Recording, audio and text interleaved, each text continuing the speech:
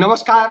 आप देख रहे हैं लाइव हिंदुस्तान चर्चा। मैं अजय शुक्ल इस चर्चा में आप सभी का स्वागत करता हूं।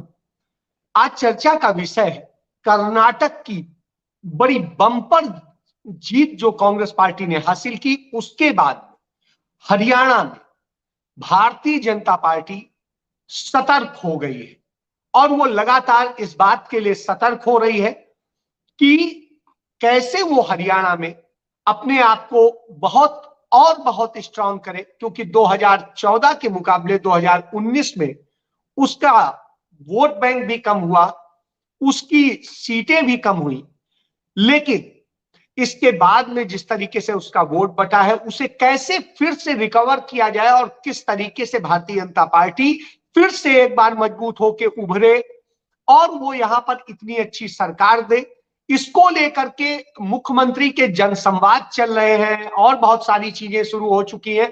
और अब पार्टी ने तमाम 10 बड़ी जनसभाएं रैलियां करने का फैसला किया है। नरेंद्र मोदी जी ने जिस दिन ज्वाइन किया था एज ए प्रधानमंत्री, उस दिन के हिसाब से पूरा प्रोग्राम तय किए जा रहे हैं। तो इन्हीं सारी चीजों को लेके चर्चा है और इस चर्चा में हमारे साथ में एक पैनल जुड़ा हुआ है जिससे हम आपका तारुफ कराते हैं। हमारे साथ में कांग्रेस पार्टी की तरफ से वेद प्रकाश विद्रोही जी हैं। विद्रोही जी अपने आप में किसी परिचय के मोहताज नहीं है, पूरा हरियाणा उन्हें जानता है। वो विद्रोही स्वभाव के हैं, वो अपनी पार्टी में भी विद्रोह कर देते हैं जहां कहीं गलत देखते हैं। उसके बाद में हमारे साथ में टीपू पौड़िया जी हैं और टीपू जी जननायक जनता दल के प्रवक्ता हैं और बहुत युवा नेता के युवा चेहरे हैं, उनका प्रतिनिधित्व करते हैं। इसके बाद में हमारे साथ में विजेंद्र रेणु जी हैं जो इंडियन नेशनल लोकदल, जिसे हरियाणा की जो है जमीन से जुड़ा हुआ संगठन माना जाता है, उससे है। तो इंडियन नेशनल लोकदल हालांकि इन दिनों यदि वोट बैंक की राजनीति की बात करें तो उसमें उनका मत प्रतिशत जो है बहुत कम हो चुका है, बावजूद इसके वो लड़ रहे हैं तमाम सारे मुद्दों को लेके। इसके बाद में हमारे साथ में मनोज राठी साहब है। ये क्रांतिकारियों की पार्टी है, तमाम सारी चीजें कह के आए थे, कट्टर ईमानदार और न जाने क्या क्या इन्होंने कहे थे। तो अब ये कितना उस पर सफल हो रहे हैं, किस तरीके से चीजें कर रहे हैं, इस पे बात करेंगे।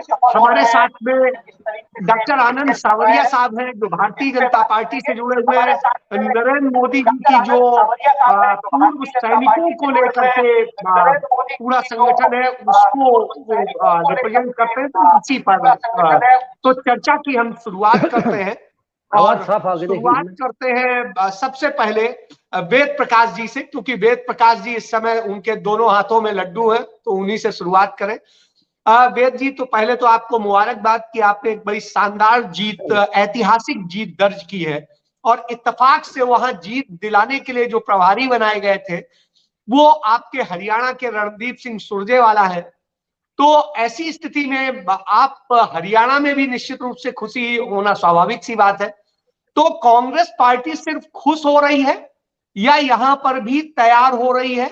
और भारतीय जनता पार्टी जिस तरीके से सबक सीख करके, कभी भी हार होती है, छोटी हार होती है तो वो बड़े सबक लेती है और जाकर के फिर बड़े नतीजे दे देती है।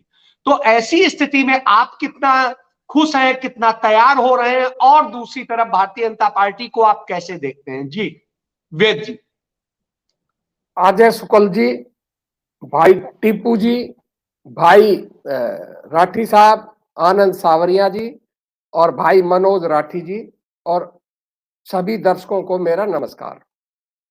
सबसे पहले तो मैं आप सबका आभार व्यक्त करता हूं कि आपने कर्नाटक की हमारी जीत पर हमें शुभकामनाएं दी, अपना स्नेह दिया, इसके लिए आप सभी भाइयों का धन्यवाद। देखिए, कर्नाटक की जो जीत है वो भारत की राजनीति में टर्निंग पॉइंट साबित होगा। वो क्यों साबित होगा? वो इसलिए होगा कि एक तो इससे पूरे विपक्ष, कांग्रेस में ही नहीं पूरे विपक्ष में एक नया जोश आया है। और ये जो धारणा मीडिया के अंदर और भाजपा जो फैला रही थी कि 1-to-1 लड़ाई के अंदर कांग्रेस भाजपा को नहीं हरा सकती, ये ध्वस्त हो गया। ये पहले हिमाचल में ध्वस्त हुआ और कर्नाटक में तो ये बुरी तरह ध्वस्त हो गया। और दूसरा, जो भाजपा का मुख्य चेहरा है आदरणीय मोदी जी, अगर आपको ध्यान हो तो चाहे हिमाचल हो और चाहे कर्नाटक हो, प्रधानमंत्री जी ने लोकल लीडरशिप को पीछे कर कहा था कि मेरे चेहरे पर वोट दो, मोदी जी को वोट दो। और कर्नाटक में ये 2 कदम और आगे चले गए। इन्होंने कहा कि मोदी जी के आशीर्वाद के बगैर कर्नाटक का ही नाश हो जाएगा। और प्रधानमंत्री मोदी जी ने, इतने बड़े उच्च पद पर बैठे हुए व्यक्ति ने, पहली बार धर्म के नाम पर वोट मांग ली। ऐसा कभी हुआ नहीं था। निचले स्तर के लोग तो मांग लेते थे, पर प्रधानमंत्री ने खुद जय बजरंगबली के नाम से वोट मांगकर इति कर दी। केरल फाइल के नाम से वोट मांग ली, धर्म के नाम पर वोट मांग ली। जो प्रधानमंत्री नहीं कर सकते थे वो उन्होंने किया। परंतु कर्नाटक की जनता ने जिस तरह उन्हें रिजेक्ट किया, वो एक पूरे देश में संदेश जा रहा है कि मोदी जी ने पिछले 9 सालों के अंदर, 10 सालों में जो लोगों से वादे किए थे वो कहीं खरे नहीं उतर रहे। अब वो ढलान पर है और उनका जादू अब नहीं चलने वाला।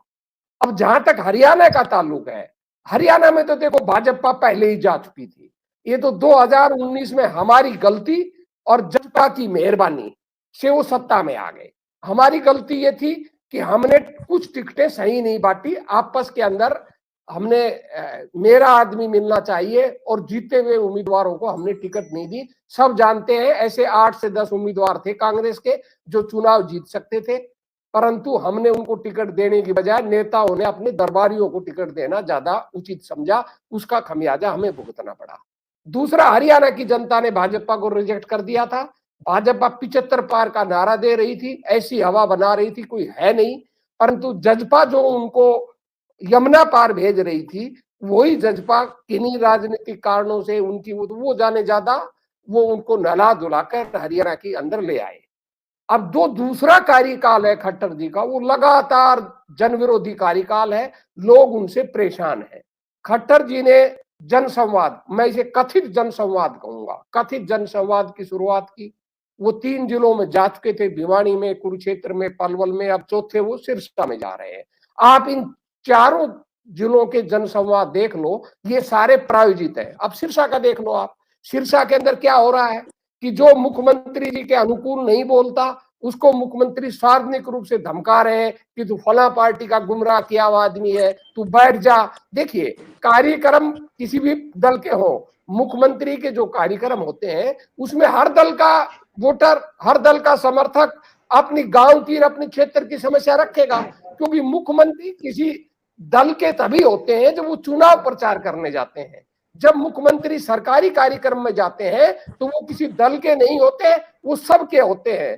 तो आप पार्टी को भी अधिकार है, लोक दल को भी अधिकार है, जनता जेजेपी को भी अधिकार है, कांग्रेस को भी अधिकार है कि अगर उनके क्षेत्र के अंदर मुख्यमंत्री जी आए हैं तो मुख्यमंत्री जी से सवाल पूछ ले। अब एक महिला ने क्या पूछा था, उसने तो यही तो पूछा था कि मेरा बेचा मर गया, नशा मार रहा है। मुख्यमंत्री जी ने क्या जवाब दिया कि ये तो विपक्ष की है, बहकाई हुई है, इसको भगाओ। एक व्यक्ति को तो यहां तक कह दिया कल कि तू आप पार्टी का है, इसको बाहर फेंको। किसान गए तो किसानों पर लाठीचार्ज किया। तो क्या ये जनसंवाद है? मैं इन्हें जनसंवाद नहीं कहूंगा, ये सत्ता अहंकार के दरबार है। जो भाजपा के ही प्रायोजित कार्यकर्ता, भाजपा के ही लोग, भाजपा और प्रशासनिक अधिकारी, पुलिस चाहे वही मुख्यमंत्री से सवाल पूछे और वही प्रायोजित जवाब दे, इनको हम जनसंवाद की श्रेणी में नहीं ला सकते। मुख्यमंत्री जी के आचरण, मुख्यमंत्री जी के बोल बता रहे हैं कि वो गहरी हताशा और निराशा में है और हरियाणा के अंदर वो जा रहे हैं। कांग्रेस जी, आपने बहुत सी बात बताई कि कैसे वो हताशा में है, कैसे निराशा में है। मुख्यमंत्री किसी एक का नहीं होता, सबका होता है, और निश्चित रूप से यही हमारा संविधान कहता है, यही हमारी परंपरा है। लेकिन इसके बावजूद तमाम सारी ऐसी चीजें होती हैं। ये जनसंवाद इसलिए शुरू किया गया जिससे भारतीय जनता पार्टी के आधार को और मजबूत किया जा सके और बढ़ाया जा सके।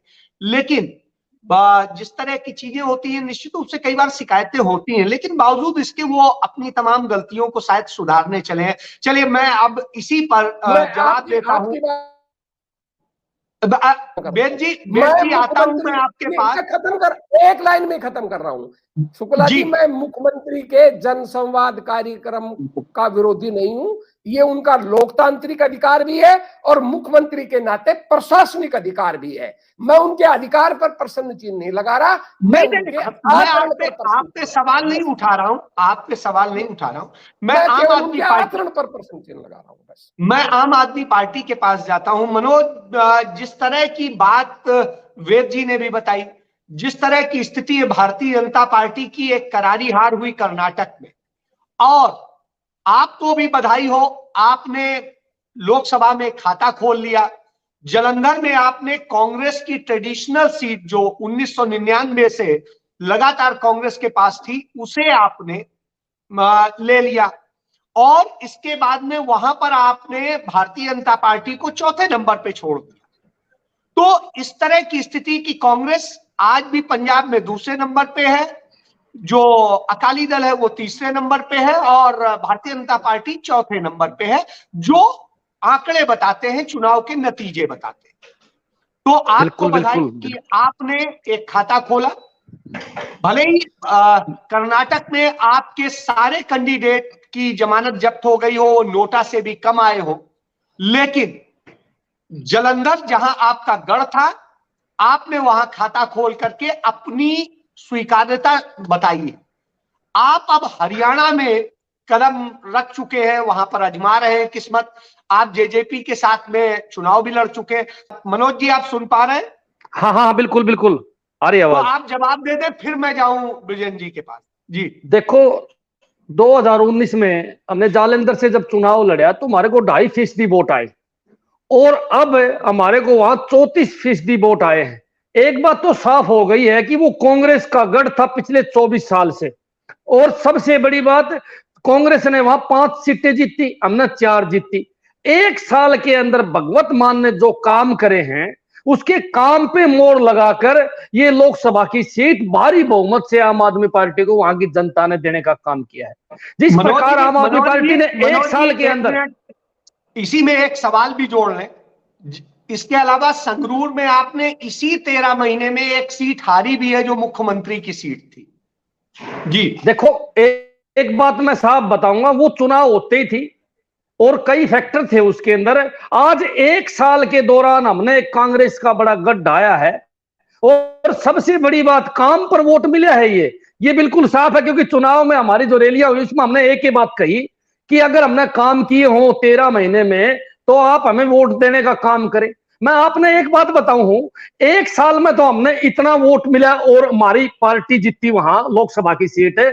एक बात आप नोट कर लो, जिस दिन 5 साल जिस दिन पंजाब के अंदर आम आदमी पार्टी को हो जाएगी, मैं बताऊंगा दिल्ली के, चलिए वो तो हर पार्टी का सुपड़ा साफ हो जाएगा। पंजाब में हरियाणा पे आइए, कोई पार्टी नहीं उभर पाएगी। पूरी बात करने दो, पूरी बात सर पूरी बात कर लो, मैं एक मिनट पूरी बात कर लो। हरियाणा पे चर्चा कर रहे हैं, कर्नाटक का पूरी बात कर लो ना, मैं जालंधर का बता दिया, अब आप अपना बताइए। उसी पे तो आने लग रहे हो सर। एक बात बताओ, 13 महीने की सरकार पे पब्लिक ने मोर मार दी, धीरे धीरे हम बढ़ते जाएंगे तो पब्लिक हमारे साथ लगती जाएगी, और पंजाब का असर 100% हरियाणा में होगा।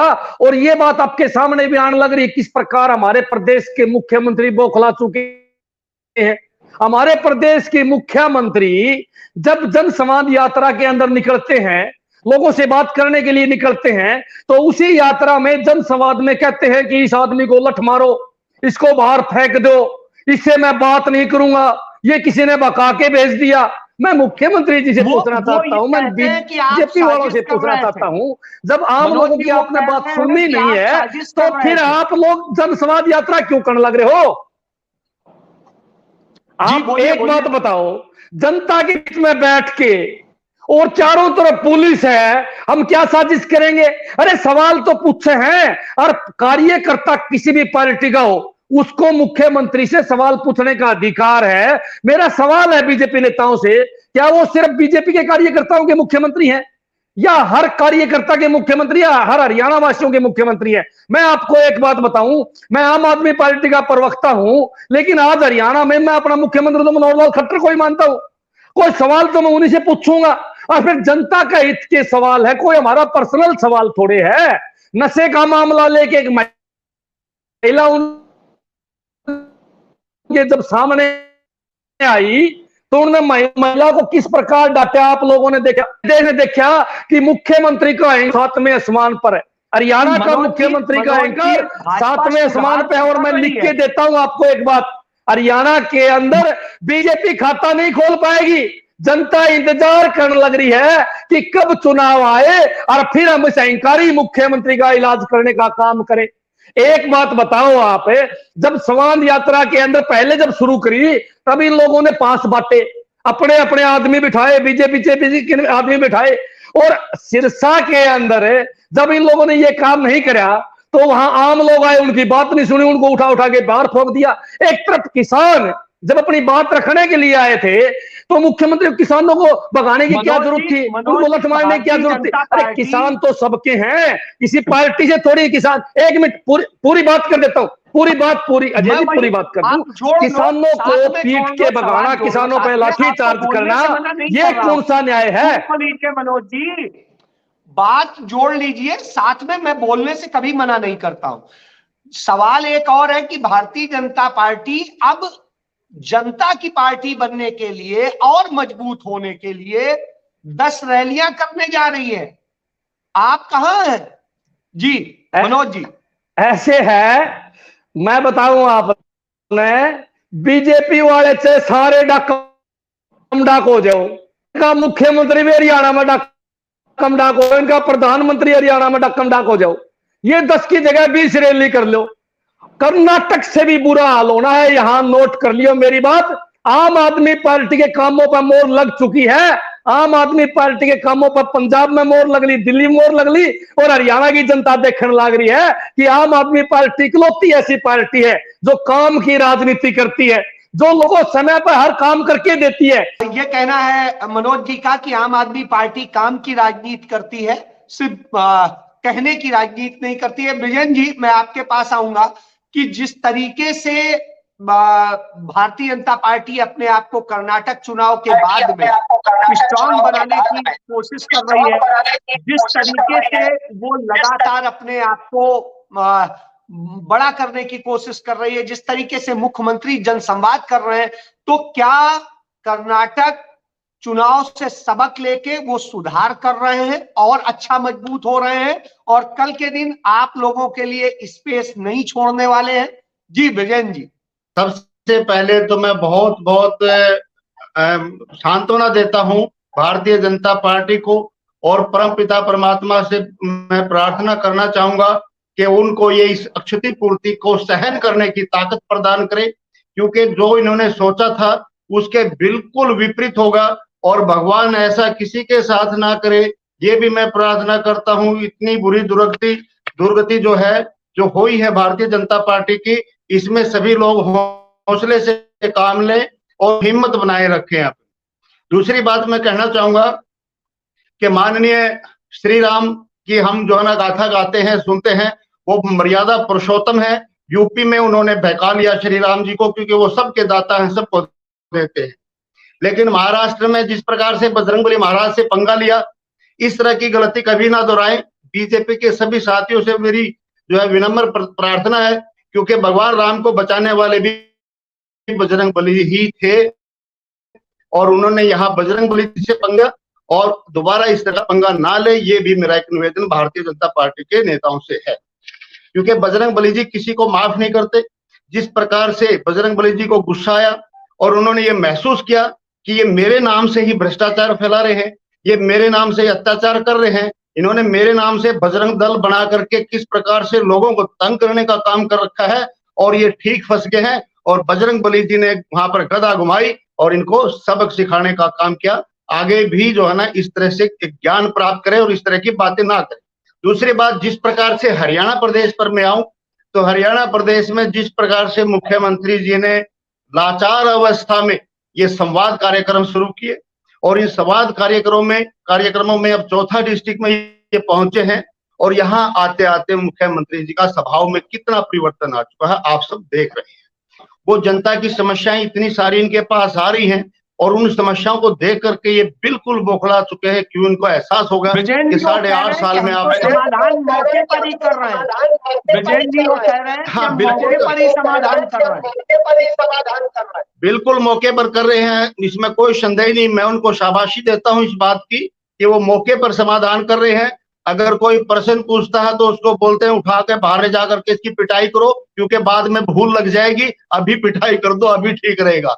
और कोई महिला प्रश्न पूछती है तो उसको बोलते हैं तेरे को सिखा बुखा के भेज रखा है, वो तुरंत फैसला दे देते हैं। वो इंक्वायरी भी नहीं करवाते, सीबीआई भी नहीं बिठाते, जांच भी नहीं करवाते, मौके पे समाधान कर देते। तू आपको किसी ने सिखा के बैठा है, इसकी बाहर ले जाके पिटाई कर दो, इसको थाने में अंदर कर दो। जो सवाल उठाता है उसका मौके पर समाधान करने का काम करते हैं। और मुख्यमंत्री जी ऐसे समाधान करते रहिएगा, क्योंकि जनता को मौके पर समाधान करवाना अच्छा भी लगता है। ठीक है, जनता को भी पता लगना चाहिए कि आप लोगों ने क्या गलती की थी और एक ऐसे व्यक्ति को आपने हरियाणा प्रदेश की कमान सौंपने का काम किया जो कि हर बात का मौके पे ही समाधान कर देते हैं। और फिर करने जा रहे हैं विजयन जी, रैलियां करने जा रहे हैं बड़ी दस। जी अजय जी, कर्नाटका में 19 रैली माननीय प्रधानमंत्री नरेंद्र मोदी जी ने की, 10 रोड शो किए। 19 रैलियां एक प्रधानमंत्री की कम नहीं होती, बहुत ज्यादा होती है। और 10 रोड शो भी निकाले, जहां जहां रैलियां कही वहां सारा का सारा सुपड़ा साफ हो गया। मैं तो कहता हूं 10 कम है, इनको ज्यादा रैलियां करनी चाहिए, क्योंकि जहां जहां रैली करेंगे वहां इनका भट्ठा बैठ जाएगा, वहां बिल्कुल सफाचट हो जाएगा। और जिस प्रकार से मुख्यमंत्री जी मौके पे समाधान कर रहे हैं, उन रैलियों में भी समाधान करेंगे तो और सोने पे सुहागा हो जाएगा। अजय शुक्ला जी देखिए, ये परिवर्तन की लहर है, इसमें कोई संदेह नहीं है। कर्नाटका ने बता दिया, जो लोग ये कहते थे कि बीजेपी को हराने के लिए सभी दलों को एक होना पड़ेगा, एक मजबूत विपक्ष खड़ा करना पड़ेगा, और पता नहीं कैसे ये हारेंगे भी कि ना हारेंगे, ऐसे हवा बना दिया था पूरे देश में। अब किस प्रकार से इतने बड़े मार्जिन से, डबल से भी ज्यादा सीटें लेकर के भारतीय जनता पार्टी को धूल चटाने का काम किया वहां कांग्रेस पार्टी ने। मैं कांग्रेस के लोगों को बहुत बहुत बधाई देता हूं इस बात की कि उन्होंने एक नई शुरुआत कर्नाटका से शुरू करने का काम किया। अब मैं जवाब ले लूं, टीपू जी काफी देर से एक मिनट अभी अजय जी प्लीज अजय जी, अभी मेरी तो बात मैंने कही नहीं है, मेरी तो कही नहीं। अभी तो मैंने बीजेपी का हौसला बढ़ाया, अभी तो मैंने बीजेपी का हौसला बढ़ाया है, कांग्रेस को बधाई दी है। जहां तक कांग्रेस का प्रभाव, एक जिस प्रकार से और हरियाणा प्रदेश में भी परिवर्तन होगा, इसमें कोई शक नहीं है। और ये मौजूदा सरकार, हमारे टीपू पोड़िया भाई जो है ना, ये 10 का आंकड़ा नहीं छू पाएंगे, चाहे मिलकर के लड़े और चाहे ये अलग अलग लड़े, जो भविष्य के गर्भ में है। हरियाणा में भी परिवर्तन होगा, लेकिन हरियाणा में परिवर्तन यात्रा का होगा, परिवर्तन पद यात्रा का होगा, और Indian National Lok Dal party Haryana प्रदेश में सरकार बनाएगी, ये गारंटी है इस बात का। चाहे मेरे से आज आप एफिडेविट ले लो, क्योंकि हरियाणा कांग्रेस और कर्नाटका कांग्रेस में बहुत फर्क है, दिन रात का फर्क है। वो अगले मेरी बारी आएगी, फिर मैं उसके ऊपर चर्चा करूंगा। जी टीपू जी, जिस तरीके से विजयन जी कह रहे हैं कि अब हरियाणा में ये लोग सरकार बनाएगी, और जिस तरीके से बात बता रहे हैं कि जो हालात हैं, जो चीजें हैं, जिस तरीके से भारतीय जनता पार्टी और आपकी ज्वाइंट सरकार चल रही है, आप डिप्टी सीएम हैं, वो सीएम है, और इसमें जिस तरीके से जनता से एक जोड़ने के क्रम चल रहे हैं, साथ में भारतीय जनता पार्टी ने तमाम रैलियां करके और तमाम तरीके से अपनी 10 की 10 लोकसभा सीटें जीतने की प्लानिंग की है, उस स्थिति में आप कहां दिखाई देते हैं? आप कितना सहयोग करेंगे, या वो कितना आपके साथ सहयोग करेंगे, या कैसे होगा? इस गणित को आप कैसे समझाएंगे? जी टीपू जी। अजय जी, जैसे कि रेड्डू साहब जो एनएलडी के प्रवक्ता है, मैं इनकी बात पूरी सुन रहा था। इन्होंने कहा कि जननायक जनता पार्टी आगे जो चुनाव में 10 सीटों का भी आंकड़ा नहीं छू पाएगी। और दूसरी बात, इससे पहले जो उन्होंने कही कि किस प्रकार से लोग बातें करते थे कि भारतीय जनता पार्टी को हराने के लिए सभी दलों को इकट्ठा होना पड़ेगा और सभी को एकजुट होना पड़ेगा। और फिर कर्नाटका में आज के हालात बात यह है कि कांग्रेस ने भारतीय जनता पार्टी को हरा दिया और दूसरी तरफ उन्होंने कांग्रेस पार्टी को बधाई भी दी। मैं इनसे ये पूछना चाहता हूँ, रेड्डू साहब ये बताए, हरियाणा में ये बात कौन करता है कि सभी को एकजुट होना पड़ेगा, इकट्ठा होना पड़ेगा, और जब भाजपा और जसपा को हराना पड़ेगा, ये इनेलो के जो चौधरी अभय सिंह चौटाला जी है ये वो बात करते हैं, चौधरी ओम प्रकाश चौटाला जी इस बात को करते हैं, वे सभी को एकजुट। आज आईएनएलडी इस कंडीशन में नहीं है कि वो ये कह सके कि चौधरी अभय सिंह चौटाला जी को मुख्यमंत्री बना देंगे, ऐसी कंडीशन में बिल्कुल भी नहीं है। और इनेलो सरकार बनाएगी, ये बड़ी हास्यास्पद बात है। तो ये बात आप भी समझते हो, हम भी समझते हैं, प्रदेश की जनता भी समझती है। अब रही बात आज की जो चर्चा का विषय आपने जो रखा है वो कर्नाटका का चुनाव रखा है। भाई कर्नाटका में किस प्रकार भारतीय जनता पार्टी की हार हुई और कांग्रेस पार्टी ने कम बैक किया और बड़ी मजबूती से किया। तो अजय जी मैं ये कहना चाहूंगा, सिर्फ भारतीय जनता पार्टी की नहीं है, कोई भी संगठन, कोई भी पार्टी अगर उसको किसी राज्य में सत्ता में आना है तो उसको अपने मूलभूत जो मुद्दे हैं उन पर कायम रहना पड़ेगा। भाई आज जनता के सामने आप क्या काम कर रहे हो, जनता के किन मुद्दों का आप उठा रहे हो, क्योंकि जनता को चाहिए बेरोजगारी पे बात, जनता को चाहिए भ्रष्टाचार खत्म करने पर बात, जनता को चाहिए भी नए रोजगार कैसे डेवलप होंगे उन पे बात है, जनता को इन सब चीजों पे बात चाहिए। और संगठन में हमेशा जो रणनीतिकार जो लोग होते हैं, जो रणनीति बनाते हैं, अक्सर उनसे गलतियां हो जाती हैं। भाई कैसे जो अपने लोगों को रोक के रखना चाहिए, भाई जिस प्रकार जो अपने जो लोग हैं उनको नहीं जाने देना चाहिए, उनको समझाना चाहिए, बुझाना चाहिए, किसी भी प्रकार से करना चाहिए, ये हर संगठन की जिम्मेदारी है, मैं समझता हूँ। और इसमें भी कोई दो राय नहीं, परिवर्तन प्रकृति का नियम है। हर राज्य का अपना अपना एक क्षेत्रीय जो मुद्दे होते हैं, एक सिनेरियो होता है अपना अपना। आप वो चाहे वो आप कास्ट का सिनेरियो लगा लीजिए, चाहे आप वो उसको आप किसी भी मतलब पर्टिकुलर कोई भी ऐसा वर्ग हो उसका एक सिनेरियो होता है। ऐसा ही सिनेरियो हमें कर्नाटका में देखने को मिला, जिस प्रकार जो पंचम साली जो लिंगायत वोट है वो कंसोलिडेट होकर के एक तरफा वो कांग्रेस पार्टी को मिलने का काम किया, क्योंकि येदियुरप्पा जी जिस प्रकार से भारतीय जनता पार्टी को छोड़ करके कांग्रेस में शामिल हुए, टीपू जी यहीं की हम बात करें, हरियाणा की बात करें, हरियाणा की बात। और रही बात अब हरियाणा की बात, आप हरियाणा में आपने ये कहा अभी किस प्रकार भारतीय जनता पार्टी प्रोग्राम कर रही है सभी 10 लोकसभा सीटों पर, वो तो भारतीय जनता पार्टी के प्रवक्ता यहाँ पर मौजूद है, वो अपनी पार्टी के बारे में, संगठन के बारे में बहुत बेहतर ढंग से बता पाएंगे। रही बात, मैं अगर जननायक जनता पार्टी का प्रवक्ता हूं, मैं तो सिर्फ ये बात कहना चाहूंगा, आज जननायक जनता पार्टी ने अपने संगठन में भी विस्तार किया है और अपने संगठन को कैसे ग्राम स्तर तक, ब्लॉक स्तर तक, फिर जिला लेवल पर कैसे बढ़ाने का काम किया जाए, उस पर बेहतर ढंग से हम काम कर रहे हैं। आज लगातार जो हरियाणा के यशस्वी युवा दुष्यंत चौटाला, हम ये माने सभी जिलों में दुष्यंत जी और खट्टर जी की जोड़ी हरियाणा में फिर से एक शानदार सफलता हासिल करेगी अपने संगठन के जरिए, और मुझे लगता है वो कर गए हैं, और अपनी सरकार के जरिए। चलिए मैं सांवरिया साहब के पास जाता हूं, टीपू जी से दोबारा पूछ लूंगा।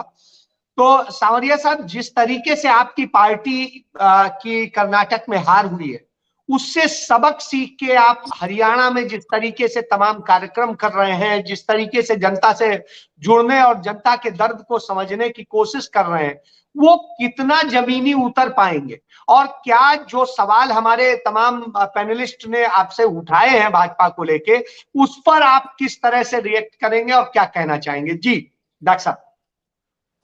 शुक्ला जी, पहले तो मैं आपका धन्यवाद करता हूं कि मुझे आज इस मतलब शो में आपने इनवाइट किया, जो एक कॉमिक शो या दिन में स्वप्न देखने वाली का शो हो गया है। मैं इस वक्त आज ने आपने टॉपिक रखा था कि कर्नाटका में भारतीय जनता पार्टी के हार के बाद हरियाणा में भारतीय जनता पार्टी क्या क्या स्टेप ले रही है। लेकिन मैं जब मेरे तीनों जो मेरे साथी जो प्रवक्ता मेरे विपक्ष के प्रवक्ता बैठे हैं, मैं विद्रोही जी मेरे छोटे भाई हैं, मैं उनको सुन रहा था चलो आपने बताया कि इनकी तो आदत ही है विद्रोह करने की, लेकिन बेचारों ने यहाँ विद्रोह नहीं किया और कहा कि पिछली बार हम अपनी गलतियों से हारे। और भाई साहब, विद्रोही साहब, गलतियां तो जितनी बार पिछली बार आपने की थी, अब की बार जितने धड़े आपके बने हैं, जितनी गलतियां अब की बार करोगे वो पिछली गलतियों से भी ज्यादा हो जाएगा। दूसरा, विद्रोही सिर्फ कांग्रेस तो किसी को बहकाने में एक्सपर्ट है, तरह तरह के वायदे करके जनता को बहकाने की कोशिश करती है, लेकिन हरियाणा की जनता खास करके और भारतवर्ष की सारी जनता अब किसी कांग्रेस के बहकावे में नहीं आती है। वो चाहती है कि कौन सी पार्टी अपने स्टेट के लिए या कंट्री के लिए फायदा कर सकती है, उसको ही वोट देती है। आप जैसे कांग्रेस के नेता तो जहां भी कोई विरोध की बात देखते हैं एस्टेब्लिशमेंट या बीजेपी के अगेंस्ट, वहां खड़े हो जाते हैं, चाहे वो पहलवानों का केस हो, सब सारी चीजें ये बात है। लेकिन मुझे अच्छा लगा अजय जी कि आज मेरे तीन विपक्ष दल के जो लोग बैठे हुए हैं वो सपने देख रहे हैं कि 2024 में जब हरियाणा में इलेक्शन होगा तो वो सरकार बना लेंगे। चलो, सपने देखना हर एक का हक होता है, वो देखते रहें, लेकिन जब सपने टूटते हैं तो आघात बहुत बुरी तरह से होता है। अभी मैं रेड्डू जी को सुन रहा था, वो हमें सांत्वना दे रहे थे। रेड्डू जी, आप एक परिवार की पार्टी हो जिसके भी टुकड़े टुकड़े हो गए हैं, असेंबली में आपका सिर्फ नाम लेने के लिए मेंबर है, और आप सोच रहे हैं कि 2024 में सरकार बना लेंगे, और आप कह रहे हैं कि आप हमारे माननीय मुख्यमंत्री जब जनता से संवाद करते हैं तो निर्णय ही दे देते हैं और किसी लेडी का नाम इसको पीट दो। भाई, पीटने का तो एक्सपर्ट इन लोग के पास है। जब पूरा का पूरा जब राज्य करते थे आप, बदकिस्मती से हरियाणा में आपका जब राज रहा था, तो हर रोज किससे आते थे पीटने के, चाहे वो आपके शीर्ष नेता हो, तो सारे तो पीटने में एक्सपर्ट आप हैं। और मुझे आज बड़ा अच्छा लगा कि आम आदमी पार्टी के जो स्पोक्समैन या राठी जी बैठे हैं, उन्होंने कहा कि मुख्यमंत्री सबका होता है। पहली बार मैं सुन रहा हूं, वरना तो इनके अरविंद केजरीवाल जी यही कहते हैं कि प्रधानमंत्री बीजेपी के हैं। तो इन्होंने, चलो थोड़ा सा चेंज हुआ है, इन लोगों को लगा है। तो मैं ये कहना चाह रहा हूं कि ये मेरे जो यहाँ बैठे हुए हैं, रेड्डू जी बैठे हुए हैं, राठी जी बैठे हुए हैं, विद्रोही जी बैठे हुए हैं, वो दिन में बैठ के सपने देख रहे हैं। देखिए, आपका जो सवाल था कि जो हमने हार हारी है कर्नाटका में, देखिए भारतीय जनता पार्टी का ये इतिहास रहा है कि हारने नहीं, हम जब जीतते भी हैं तो मान लीजिए हमने इतनी सारी सीट जीती, तो उस जीतने के बाद में भी हम अपनी कमेटी में बैठते हैं और ये देखते हैं कि हमसे कहाँ कोताही हुई, हमें इतनी सीट ज्यादा सीट मिलनी चाहिए। लेकिन सावरिया साहब, कुछ तो चीजें हैं ही हैं। लाठी किसानों पे चली, कुछ को और कहा गया, तो सवाल के तो जवाब देने चाहिए, उसकी बजाय ये करना तो उचित नहीं है। बहरहाल मैं उस पे नहीं जाऊंगा, विषय पे आऊंगा। विषय हमारा यही है कि वहां की हार से क्या आप सबक ले रहे हैं, सतर्क हो रहे हैं? बिल्कुल नहीं, मैं शुक्ला जी, मैंने तो ओवरऑल कहा है कि मैं जब जीतता भी हूं तो भी बैठ के सोचता हूं कि इससे ज्यादा जीत क्यों नहीं हासिल करी। हमारी पार्टी का एक ध्येय है कि राष्ट्र सर्वप्रथम है, पार्टी दूसरे नंबर पे है, सेल्फ जो है थर्ड नंबर पे है। जब हम यहाँ कर्नाटका में हार हुई है, हमने उसका एनालाइज किया है और आगे भी एनालाइज कर रहे हैं, और उसकी हार की वजह से ही नहीं, अदरवाइज आल्सो पहले से ही हमारा ये प्रोग्राम है। अब 30 मई को प्रधानमंत्री जी एक मेगा रैली कर रहे हैं और पूरे के पूरे जितनी मेंबर पार्लियामेंट सीट्स हैं वहां पे सब लोगों को घर घर जाके हम बताना चाहते हैं कि भारतीय जनता पार्टी ने अपने 10 साल में हरियाणा में और 9 साल में सेंटर में क्या क्या लोगों के लिए किया है, किस तरह से Bharatiya Janata party common man के घर पे पहुंची है। तो हार तो एक कॉन्सिडेंट हो गया कि अब हार हुआ। चलिए सावरिया साहब, चूंकि समय की सीमा है, बाकी सबसे छोटा छोटा एक मिनट में सबसे जवाब ले लेते हैं। सबसे पहले मैं विजयन जी के पास आऊंगा। विजयन जी को शिकायत थी कि मैंने बीच में रोक दिया। विजयन जी, आपसे ही शुरू करता हूं, आप ही बताएं। अपनी एक तो बात पूरी करके कि जिस तरह से स्थितियां हैं, क्या भारतीय जनता पार्टी 10 की 10 सीटें जीत रही है, उसके लिए उसने तैयारियां कर ली है, उनका संगठन और मुख्यमंत्री इसके लिए काम कर रहे हैं। जी विजयन जी, ये लगता है कि इनको एक भी सीट यहाँ मिलने वाली नहीं है, ये कितनी भी रैलियां कर लो, क्योंकि इस सरकार ने जो एक अपना नीति बनाई हुई है, इनकी नीति बनाई है कि हमने को व्यक्ति को बचाना है, व्यक्ति को बचाना, व्यक्ति को बचाने की नीति के ऊपर जिस प्रकार से ये चले हुए हैं, चाहे कोई कितना भी बड़ा दोषी क्यों ना हो, उसको बचा लो, चाहे प्रजा और जनता चाहे जाए कहीं भी, लेकिन अपने व्यक्ति को बचाना है। जिस प्रकार से जंतर मंतर के ऊपर हमारी महिला खिलाड़ी इतने दिनों से वहां पर प्रदर्शन कर रही है, और एक व्यक्ति को बचाने के लिए हरियाणा की महिलाओं की इज्जत को इन्होंने दांव पर लगा रखा है। हरियाणा प्रदेश की बात करूं तो एक संदीप सिंह को बचाने के लिए किस प्रकार से बेटियों की इज्जत को इन्होंने दांव के ऊपर लगाया, केवल हमारे व्यक्ति बचने चाहिए और जनता जाए भाड़ में। इनको एक इस बात का नशा हुआ करता था कि मोदी जी के नाम पर वोट तो हमें मिल ही जाएंगी, सत्ता तो हमारी आ ही जाएगी, अपने आदमियों को बचा लो। वो कर्नाटक ने इनकी आंखें खोलने का काम किया है। और दूसरा, आनंद जी, मैं आप बहुत बड़े हो मेरे से, लेकिन मैं ये जरूर कहना चाहूंगा कि सपना देखना तो हर व्यक्ति का अधिकार है। हम सपने देख रहे हैं, लेकिन हम वो सपने नहीं देख रहे जो हमें नींद में आते हैं। जो किसी व्यक्ति को नींद में सपने आते हैं, वो सपने हम नहीं देख रहे। हम वो सपने देख रहे हैं जो नींद नहीं आने देते हैं। हमारे वो सपने हैं जो नींद नहीं आने देते हैं। और 2024 में आपका तो बिस्तर गोल हो चुका है सांवरिया जी, बड़े भाई साहब, लेकिन अभी से हिम्मत जुटाना शुरू कर दो ताकि एकदम झटका ना लगे आपको। मनोज जी के पास आता हूँ। और इंडियन नेशनल कांग्रेस पार्टी 100% सरकार बनाएगी, चाहे आज एक कोई बात नहीं, लेकिन 24 में हम सरकार बना रहे हैं। जी अच्छा, 2024 में इनेलो का कहना है कि वो सरकार बना रहा है। बाद में विद्रोही जी के पास जाता हूं। विद्रोही जी, जिस तरह की स्थितियां हैं, इन सारी स्थितियों के बाद में आपको क्या लगता है कि जिस तरीके से सारी चीजें आई हैं, जिस तरीके से भारतीय जनता पार्टी जिस तरह से तैयारी कर रही है, उससे क्या आपको लगता है आप कहीं टिकेंगे? अजय जी, भारतीय जनता पार्टी जुमले उछालती है और दूसरों को सपने लेने का आरोप लगाती है, खुद मुंगेरी डाल के हसीन सपने लेती है। यही बात ये हिमाचल में कह रहे थे कि कांग्रेस तो बटी हुई है, कहीं है ही नहीं, ये सपने ले रहे हैं। ये कर्नाटक में कहते हैं, और अब यही हरियाणा के संदर्भ में कहते हैं। हरियाणा में भाजपा की ये हालत है, गांव में ये घुस नहीं पाते, भारी पुलिस बंदोबस्त के बगैर कोई कार्यक्रम ये नहीं कर पाते। अब मुझे बताइए, एक गांव का जनसंवाद कार्यक्रम एक गांव का होता है और उस गांव में एक ही गांव के लोग होते हैं, उसके लिए भी जितने लोग संवाद में नहीं आते उससे तिगने तो पुलिस होती है, जो अपने आप में बताता है कि कितने अलोकप्रिय हो चुके हैं। इन्होंने कहा कि प्रधानमंत्री जी के 9 साल कार्यकाल पूरे होने पर ये सेवा सप्ताह मनाएंगे। अरे किस बात का सेवा सप्ताह मनाओगे?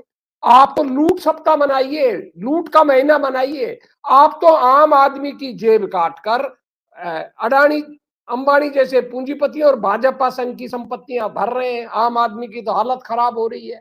आपने कहा 2 करोड़ रोजगार देंगे, कहां है रोजगार? आपने कहा किसान आय दुगुना करेंगे, कहां है किसान आय दुगुना? आपने कहा लागत के अनुसार एमएसपी देंगे, कहां देंगे? मुझे तो आश्चर्य होता है कि जवाब नहीं देते। आप दूसरों को आरोप लगा देते हैं कि अराजक तत्व हैं, देशभक्त नहीं है। आप चीन की कंपनियां किस तरह अडानी के माध्यम से भारत के स्ट्रेटेजिक मामले में घुसपैठ कर रही हैं, डिफेंस के मामले में, पोर्टों के मामले में, एयर के मामले में, बिजली के मामले में। बस अब एक लाइन में बस इतना बोलिए कि आप क्या हरियाणा में भारतीय जनता पार्टी को हराने की हैसियत में आ पाएंगे? मुझे तो नहीं लग रहा है, इसलिए पूछ रहा हूं। मैंने आपसे कहा कि 2019 में भी हम भारतीय जनता पार्टी को हराने की हैसियत में थे, और अब तो भाजपा जीत ही नहीं सकती। 100% भाजपा हार रही है। और ये बात आप किसी भाजपा विधायक से, सांसद से, नेता से व्यक्तिगत बात में पूछेंगे तो वो खुद स्वीकार करेंगे कि हम हार रहे हैं। भाजपा गई, भाजपा का कोई स्कोप नहीं है हरियाणा में। जी, मैं टीपू जी के पास जाता हूं। टीपू जी, जिस तरह से सब कह रहे हैं, आपको क्या लगता है, चूंकि आप सहयोगी हैं इसलिए आपको क्या लगता है, आपकी अपनी जमीन मजबूत है या भाजपा के कारण आपको फायदा या नुकसान या कोई और चीज है? जी टीपू जी। जननायक जनता पार्टी का जब से संगठन बना है, जननायक जनता पार्टी का संगठन लगातार मजबूत होता जा रहा है। आज जिस प्रकार जननायक जनता पार्टी ने अपने संगठन का विस्तार किया है, उसके साथ साथ सरकार में सहयोगी दल होने के नाते, सरकार में हिस्सेदारी होने के नाते जो वादे जनता से हमने किए थे, उन वादों को पूरा करने का काम आदरणीय दुष्यंत चौटाला जी ने किया है। चाहे आज किसान के खाते में 72 घंटे में पेमेंट आने वाली बात हो, आज जो फसल जो खराब हो जाती है उसकी गिरदावरी किसान खुद करवा सकता है, चाहे वो बात हो, और चाहे 75% प्राइवेट कंपनियों में हरियाणा के बच्चे को हिस्सेदारी मिले, हरियाणा के नौजवान को हिस्सेदारी मिले, चाहे वो बात हो, चाहे महिलाओं को पंचायत में जो 50% अधिकार की बात जो आदरणीय दुष्यंत चौटाला जी ने कही थी, चाहे वो दिलाने की बात हो। और आज अगर हम बात कर लीजिए महिलाओं को जो डिपू में भी 33% जो आरक्षण देने की बात हो, इस प्रकार अनेक मुद्दे जो जननायक जनता पार्टी ने हरियाणा की जनता को किए थे, आदरणीय दुष्यंत चौटाला जी उन मुद्दों को पूरा करने के लिए लगातार काम कर रहे हैं और आधे से ज्यादा मुद्दे वो लगभग पूरे कर चुके हैं। और बचे हुए कार्यकाल में जो मुद्दे हमने किए थे, अब इन्हीं मुद्दों को पूरा करने का बिल्कुल हम भरपूर प्रयास करेंगे। और मैं तो सिर्फ आपके टीवी चैनल के माध्यम से एक बात हरियाणा की जनता को कहना चाहता हूं और आप लोगों को, सभी प्रवक्ताओं को बताना चाहता हूं, वे मूलभूत मुद्दों के आधार पर ही हम जननायक जनता पार्टी मैदान में जाएगी। जो काम दुष्यंत चौटाला जी ने किए हैं, उन्हीं कामों के आधार पर, जो काम दुष्यंत चौटाला जी ने किए हैं, उन्हीं कामों के आधार पर हम जनता के बीच में वोट मांगने के लिए जाएंगे। आज जिस प्रकार हरियाणा तो प्रदेश इसका में मतलब है लगातार जिस तरीके से प्रोग्राम हो रहे हैं, जी दुष्यंत चौटाला जी जिस तरह से लगातार मोहर लगने का काम हो रहा है। जी जिस तरह से टीपू जी ने कहा कि हमने इन्होंने काम गिनाए और काम के आधार पे कहा हम उन्हीं के आधार पे जाएंगे और जीत हासिल करेंगे। मैं सांवरिया साहब के पास आऊंगा। सांवरिया साहब, जिस तरह से सारी स्थितियां हैं सब आ रही हैं, उससे आप एक बस लाइन में जवाब दीजिए कि आप क्या इतना मजबूत दिख रहे हैं कि 2024 में आप फिर से सरकार बनाएं? बिल्कुल जी अजय जी, जितना काम भारतीय जनता पार्टी जेजेपी गठबंधन ने हरियाणा में किया है और जिस तरह से लोगों के घर जा जाके उनको सहूलियत दी है और किस तरह से इनलो और कांग्रेस से छुटकारा मुक्ति दिलाई है, और वो सारा काम जो भी बेनिफिट है डायरेक्टली इंडिविजुअल के घर में जाता है। कांग्रेस की तरह नहीं कि 85% के करप्शन में चला जाता था। भारतीय हरियाणा की जनता ने पूरा मन बना के रखा है कि 2024 में सांवरिया साहब आप ब्रजेंद्र जी को प्रधानमंत्री ने यही बात कर्नाटक में कही थी, जनता ने आपको भे भे कर जूझ मारे हैं कर्नाटक में। भी कह रहा हूँ नहीं वही बात कह रहे, जब प्रधानमंत्री की आपकी बात का कोई महत्व नहीं जनता ने दिया, तो सांवरिया जी आपकी बात का क्या महत्व? चलिए चूंकि समय की सीमा है, 45 मिनट हो चुके हैं, तो मैं बस यही कहूंगा कि भारतीय जनता पार्टी का कहना है कि वो सबक सीखते हैं, जीत से भी सीखते हैं, हार से भी सीखते हैं, और इन सबक के बाद में वो अपने आप को सुधारते हैं, बनाते हैं। तो वही कांग्रेस पार्टी का कहना है कि सबक सिखा चुके हैं, इनेलो का कहना है सबक सिखा चुके हैं, जेजेपी कह रही है हम अपने काम के बूते खड़े हैं और आएंगे। आम आदमी पार्टी का कहना है मुख्यमंत्री सबका होता है, प्रधानमंत्री सबका होता है, वो किसी एक पार्टी विशेष का नाम लेकर के किसी को निकाल नहीं सकता है। तो ऐसी स्थिति में चर्चा को यहीं पर विराम देते हुए मैं यही कहूंगा कि निश्चित रूप से मुख्यमंत्री प्रधानमंत्री सबके होते हैं, पार्टियों को अपने प्रयास करने चाहिए। भारतीय जनता पार्टी यदि सबक लेकर के सतर्कता बरत रही है, काम कर रही है, तो ये एक अच्छी बात है और इसके लिए उसे करना चाहिए, जनता के बीच जाना चाहिए, ये एक अच्छी बात है। इसके साथ में मैं चर्चा समाप्त करते हुए जो है नेक्स्ट कल जो है फिर मिलेंगे कुछ और विषयों के साथ, कुछ और मुद्दों के साथ। तब तक के लिए धन्यवाद।